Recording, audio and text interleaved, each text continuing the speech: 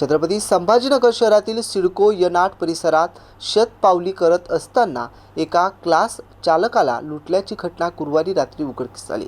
आरोपी क्लास चालकाच्या हातातील सुमारे 5 ग्रॅम वजनाची सोन्याची अंगठी जबरदस्तीने हिसकावून रिक्षातून पळून गेले होते। या आरोपींना सिडको पोलिसांनी आता अटक केली आहे।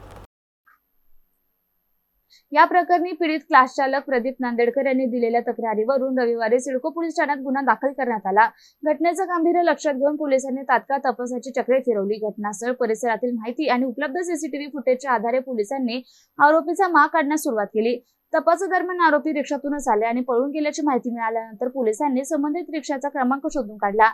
त्यावरून संशयितांचा ठाव ठिकाणा निश्चित करण्यात आला। अखेर शेख तौसिफ शेख नासेर, सफुद्दीन अझरुद्दीन खान, रेहान अखिल देशमुख आणि शोएब निजाम शहा या चौघांना अटक करण्यात पोलिसांना यश आले। अटक करण्यात आलेल्या आरोपींना न्यायालयात हजर केले असता न्यायालयाने त्यांना 30 एप्रिल पर्यंत पोलीस कोठडी सुनावली आहे।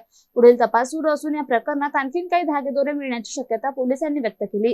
ही कारवाई पोलीस निरीक्षक अतुल येरमे यांच्या मार्गदर्शनाखाली सहाय्यक उपनिरीक्षक सुभाष शेवाळे, पोलीस अंमलदार मंगेश पवार आणि विशाल सोनवणे यांच्या पथकाने यशस्वीरित्या पार पाडली।